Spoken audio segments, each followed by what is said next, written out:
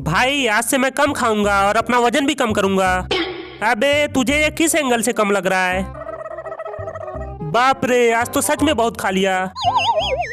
हाँ ठीक है बच्चे, अगर सच में वजन कम करना है तो मुझे फॉलो कर। ठीक है भाई, आज से तुझे ही फॉलो करूंगा। अबे क्या कर रहा है, मुझे निकलने देना। अरे ऐसे कैसे निकलने दे दूं, अभी तुमने ही तो कहा था फॉलो करने के लिए। अब जहाँ भी जाएंगे हम दोनों साथ ही जाएंगे। आज से रोज 2 घंटे साइकिल चला, उसके बाद ही वजन कम होगा। अरे इतनी छोटी साइकिल कैसे चलाऊं, जैसे चलाना है चला। अरे सिस्टर, मेरा वजन कम होगा क्या? वजन इंसान का कम होता है, हाथी का नहीं। क्या मैं इतना मोटा हूँ? आज तो सबको दिखाना ही पड़ेगा कि मैं भी अपना वजन कम कर सकता हूँ।